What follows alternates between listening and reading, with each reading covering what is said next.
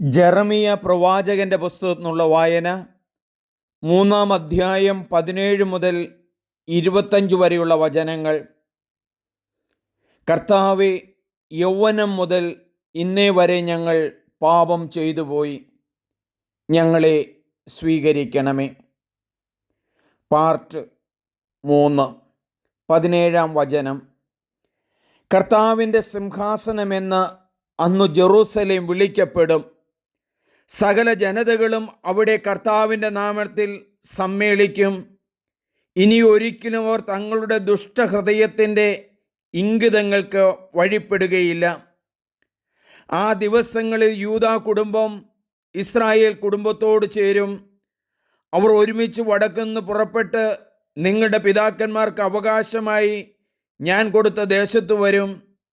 എൻ്റെ മക്കളുടെ കൂടെ നിന്നെ പാർപ്പിക്കാനും സകല ജനതകളുടേതിലും വച്ച് ഏറ്റവും ചേതോഹരമായ അവകാശം നിനക്ക് നൽകാനും ഞാൻ എത്രയേറെ ആഗ്രഹിച്ചു.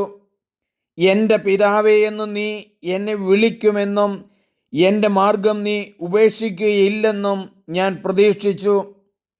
കർത്താവ് അരുളി ചെയ്യുന്നു, ഇസ്രായേൽ ഭവനമേ, അവിശ്വസ്തയായ ഭാര്യ ഭർത്താവിനെ ഉപേക്ഷിക്കുന്നത് പോലെ നീയും വിശ്വാസവഞ്ചന ചെയ്തിരിക്കുന്നു. ശൂന്യമായ കുന്നുകളിൽ നിന്ന് ഒരു സ്വരമുയരുന്നു, ഇസ്രായേൽ മക്കളുടെ വിലാപത്തിൻ്റെയും യാചനയുടെയും സ്വരം. അവർ അബദ്ധസഞ്ചാരം ചെയ്ത് തങ്ങളുടെ ദൈവമായ കർത്താവിനെ വിസ്മരിച്ചു. അവിശ്വസ്തരായ മക്കളെ, തിരിച്ചു വരുവിൻ, ഞാൻ നിങ്ങളുടെ അവിശ്വസ്തത പരിഹരിക്കാം. ഇതാ ഞങ്ങൾ അങ്ങയുടെ അടുത്തേക്ക് വരുന്നു. അവിടുന്നാണ് ഞങ്ങളുടെ ദൈവമായ കർത്താവ്.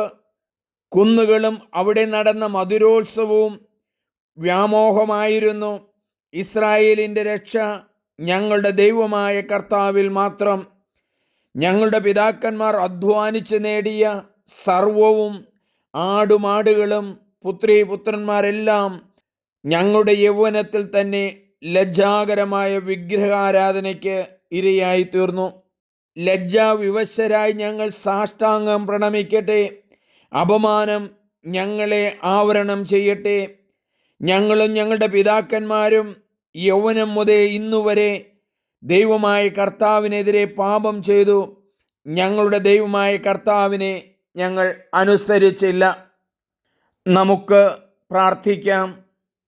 ദൈവമേ, ജെറമിയ പ്രവാചകനെ ചെറുപ്പത്തിലേ തന്നെ അങ്ങ് തിരഞ്ഞെടുത്ത് ഒരു ജനസമൂഹത്തെ നവീകരിക്കുവാൻ വേണ്ടി, പിന്തിരിഞ്ഞു വരുവാൻ വേണ്ടി, അങ്ങയിലേക്ക് വരുവാൻ വേണ്ടി പ്രവാചകനെ നിയോഗിച്ചല്ലോ. അവർക്ക് വേണ്ടി ജെറമിയ പ്രവാചകൻ അങ്ങയുടെ മുമ്പിൽ സാഷ്ടാംഗം വീണ് അപേക്ഷിക്കുകയാണല്ലോ. ഞങ്ങളുടെ പിതാക്കന്മാരും ഞങ്ങളെല്ലാവരും പാപം ചെയ്തു നിനക്കെതിരായി. നല്ല ദൈവമേ, ഞങ്ങളോട് ക്ഷമിക്കണമേ. അനുതാപം നിറഞ്ഞ ഹൃദയത്തോടെ അങ്ങയുടെ സന്നിധിയിൽ സാഷ്ടാംഗം പ്രണമിക്കുന്നു. രോഗികളായിട്ടുള്ളവരെ സുഖപ്പെടുത്തണമേ, ആശ്വാസം കൊടുക്കണമേ. ആമേൻ.